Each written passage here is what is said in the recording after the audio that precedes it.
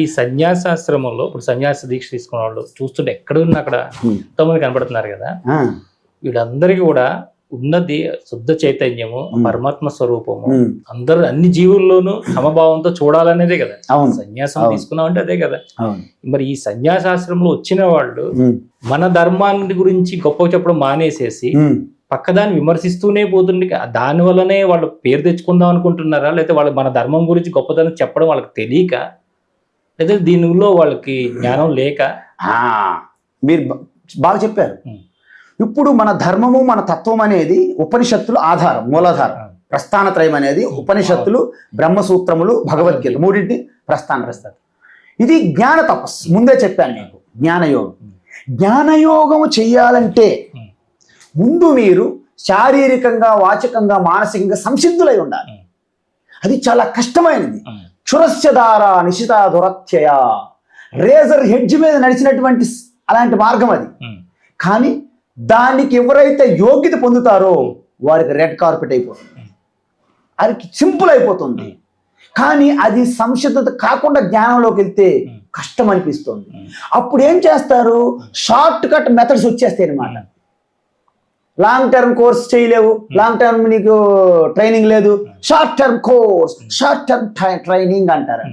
ఆ విధంగా వీళ్ళందరూ కూడా ఆ శాస్త్రాలు చాలా గొప్ప తపస్సు, కష్టంతో కూడుకున్నది, దానికి బుద్ధి చాలా వాడాలి, మేధాశక్తి కావాలి, అవన్నీ పక్కన పెట్టి నేను ఆసనాలు వేసేసి ప్రాణాయామ, కుండలి యోగ, క్రియాయోగం అని చెప్పేసి రకరకాల వ్యాసాల్లో మారిపోతారు అనమాట.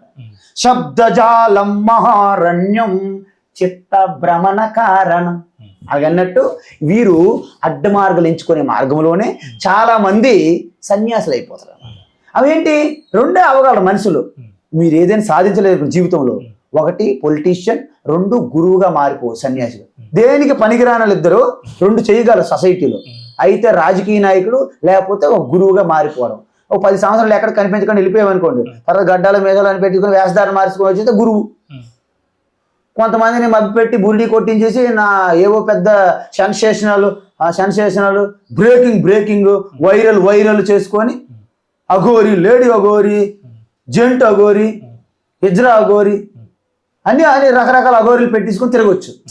సో ఇవన్నీ కూడా జరిగిపోతాయి. అలాంటి క్రమంలోనే కొంతమంది యోగ్యత లేకపోయినా సన్యాసం తీసుకుంటారు. వాళ్ళ శాస్త్రం ఎలాగరాదు కదా, శాస్త్రం గురించి చెప్పడం తెలియదు. అప్పుడు ఏం చేయాలి, ఇతర మతాలు సంప్రదాయాల మీద ఏదో పెద్ద వ్యక్తి మీద మనం టార్గెట్ చేస్తే మార్నింగ్ మనము హిట్ అయిపోతాం, సూపర్ హిట్ అయిపోతాము అని ఈ విధంగా చేసిన చాలా మంది ఉన్నారు. కోకొల్లలుగా ఉన్నారు. వాళ్ళకి శాస్త్రం తెలియదు, నా సంస్కారం లేదు, నా ఆచారం లేదు, నా గురు శిష్య పరంపర లేదు, వాళ్ళ జీవిత గమ్యం తెలియదు, లక్ష్యం తెలియదు. కాబట్టి కావో పీవో మర్జావు అన్నట్టు భోగలాలసలో పడిపోయి, ఆ లంపటలో పడిపోయి, ఈ కోరికలు పడిపోయి అని పెద్ద భక్తులుగా ప్రకటించుకొని ఈవెన్ నిజమైన సన్యాసి కాకపోయినా సన్యాసి బట్టలు వేసుకొని తిరిగేసుకుంటారు అన్నమాట సమాజంలో. వాడికి తెలియదు మహాఘోర పాతకాల్లో పడిపోతున్నారు వాళ్ళు. క్షోభ, ఆత్మక్షోభ, ఆత్మవంచన, ఆత్మ న్యూనతతో దౌర్భాగ్యులుగా మిగిలిపోతారు అన్నమాట. వారికి ఎవరూ కాపాడలేరు. ఎందుకు, చివరికి అదే శిశుపాలుడికి సుదర్శనంతోనే ఆయన ముక్తి కలిగించారు తప్ప ఎవరు కాపాడలేరు. ఎందుకంటే ఆత్మ న్యూనత, ఆత్మ దౌర్భాగ్యుడికి మారిపోయి వెళ్ళిపోతుండ పాపాలు చేసుకొని. ఎందుకు, ఆయనకి ఏంటయిందంటే బుద్ధి పనిచేయదు. ఎందుకు పనిచేయదు, దేని మీద అయితే మనకు చింతన ఉంటుందో, ధ్యాయతో విషయాన్ పుంసః సంగస్తే సూపజాయతే సంగా సంజాయతే కామః కామాత్ క్రోధో విజాయతే క్రోధాత్ భవతి సమ్మోహః సమ్మోహాత్ స్మృతి భ్రంశః స్మృతి భ్రంశాత్ బుద్ధినాశః బుద్ధినాశాత్ ప్రణశ్యతి. ఒక దాని మీద చింతన చేస్తే దాని మీద అటాచ్మెంట్, రాగం, తర్వాత కామం కావాలి, ఒకళ్ళు అడ్డుపడితే క్రోధం, ఒకళ్ళు దొరికితే లోభం. క్రోధం వచ్చింది అనుకోండి, మొత్తం ఆపరేషన్ వైరస్ వచ్చినట్టు, మొత్తం అవుట్ డేటా, స్మృతి పోయింది. అప్పుడు అది వివేకం పోయింది, బుద్ధి పనిచేయింది, వివేకం కోల్పోయావు. అప్పుడు ఎవడు గురువు, అమ్మ ఎవరు అమ్మ, బుద్ధి కోల్పోయావు. ప్రణశ్యతి, ప్రకర్షణ నాశనం, టోటల్ డిస్ట్రక్షన్ అర్థం.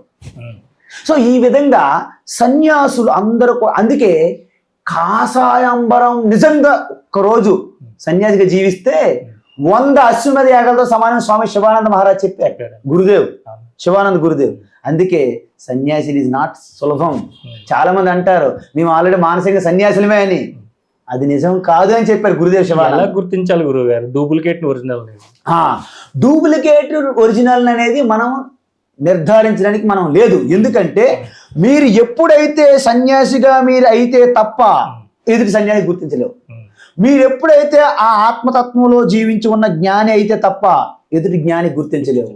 ఎందుకంటే ఈ జ్ఞాని ఆత్మతత్వం పొందాడా లేదా, మోక్షం పొందాడా లేదని ఈవెన్ శ్రీకృష్ణుడే గుర్తించలేదు. నేను అలా గుర్తించుతాను. ఆయన గీతలో చెప్పాడు. ఏం చెప్పాడు? ఇతితే జ్ఞానమాఖ్యాతం గుహ్యాత్ గుహ్యతరం మయా విమృశే తదశేషేన ఏతే చతి తథా కురు. హే అర్జున, నీకు రహస్యమైన జ్ఞానం చెప్పేశాను కదా, అంతా ఒక్కసారి ఆత్మవిమర్శ, ఆత్మ పరిశీలన, ఒక్కసారి వివేకంతో ఆలోచించి ఏది మంచి అయితే చెయ్యి అన్న. ఫలాయం చెయ్యని చెప్పలేదు. ఇంకా ఖచ్చిదే తశ్రుతం పార్థ త్వయైకాగ్రేణ చేతస ఖచ్చిత జ్ఞాన సమ్మోహ ప్రణష్టస్థే ధనంజయ. ఇప్పుడు చూడండి, గీత మొత్తం చెప్పేశారు కృష్ణ. చెప్పిన తర్వాత అర్జునుడికి ఈ అజ్ఞానాన్ని పోయింది, మోక్షం వచ్చింది అని సర్టిఫికేట్ ఇవ్వచ్చు కదా, ఇవ్వలేదు. ఏమంటాడు కృష్ణ? మహాయోగేశ్వర కృష్ణ అవతార పురుషుడు, సాక్షాత్తు కృష్ణ స్వయం భగవాన్ భాగవతం చెప్పారు. అలాంటి భగవాన్ శ్రీకృష్ణ ఏమన్నారు? ఖచ్చిదే తశ్రుతం పార్థ, నేను చెప్పింది ఏకాగ్రంగా విన్నావా? వింటే నీ మోహం పూర్తిగా నశించిందా లేదా అని అర్జునుడు ఎందుకు అడుగుతున్నారు? ఇప్పుడు శ్రీకృష్ణుడికే తెలియనప్పుడు నన్ను మీరు అడిగితే నేను ఎలా చెప్పాలి? అంటే నేను శ్రీకృష్ణుడికి గొప్పవాడినా? What you mean? అందువలన ఇది చెప్పేది కాదు. నేను ఆత్మజ్ఞానినా, నేను జీవన్ముక్తున్నా, నేను ఆల్రెడీ లిబరేటెడ్నా? Nobody can tell. I only know that. ఇది నిజం. ఎవరైనా సరే మీరు బయట వాళ్ళు చెప్పారు, ఈవెన్ శ్రీకృష్ణ జీవన్ముక్త కాదా, లిబరేటెడ్ కాదా, నేను చెప్పలేను. అది శ్రీకృష్ణుకే తెలుసు. అది మనకు ప్రూఫ్ గీతలో ఉంది. అందుకే అర్జునుడికి అడిగారు భగవాన్ శ్రీకృష్ణ, నీకు మోహమంత పోయిందయ్యా? ఏమయ్యా బాబు నీ మోహమంత పోయిందంటే అర్థం ఏంటి? మీకు తెలియాలి, నాకు తెలియదనే కదా. శ్రీకృష్ణుడికి తెలిసి అడగడం తప్పు కదా, చెప్పాలి కదా. అప్పుడు అర్జునుడు ఆన్సర్, నష్టో మోహ స్మృతిర్లబ్ధ త్వత్ప్రసాదాన్మయాచ్యుత స్థితోస్మి గత సందేహ కరిష్యే వచనం తవ. అప్పుడు చెప్పాడు కృష్ణ, నాకు ఇంకా దారి అంత క్లియర్. మేఘాలన్నీ పోయినాయి, భ్రమలన్నీ పోయాయి, చీకట్లన్నీ పోయాయి, అజ్ఞానం అన్ని పటాపంచలైపోయి స్పష్టంగా ఉన్నది. కృష్ణ జస్ట్ నువ్వేదైనా చెప్తే నాకేం, నేను కర్తను కాదు భోక్తను కాదు, నాకేమంటదు, పాపం లేదు పుణ్యం లేదు, నా పుణ్యం నా పాపం అని చెప్పేస్తున్నాడు. అహం నిర్వికల్ప, నా దుఃఖం నా సౌఖ్యం, నా ద్వేష రాగ, నా లోభ మోహ అని చెప్పేసి చిదానంద రూప కృష్ణ, నేను శివ కాబట్టి ఏదైనా చేయడం సిద్ధం, నాకు ప్రాబ్లం లేదు. ఇప్పుడు అలా తయారు చేసి ఆ యొక్క శాశ్వత పరిష్కారం ఇవ్వడానికే భగవద్గీత వచ్చింది. అది ఒక అర్జునుడికే కాదు, అర్జునుడి నిమిత్తం చేసుకొని లోక కళ్యాణం కోసము, అది తరతరాలకి యుగ యుగాలకి ఈ సృష్టి ఉన్నంత వరకు భగవద్గీత జ్ఞానం ఉంటది. కాబట్టి అందుకే జగత్ కళ్యాణం కోసం వచ్చినటువంటి ఆ ఉపదేశాన్ని జ్ఞానాన్ని అందించినటువంటి గురువుని జగద్గురు అంటున్నారు. కృష్ణం వందే జగద్గురు.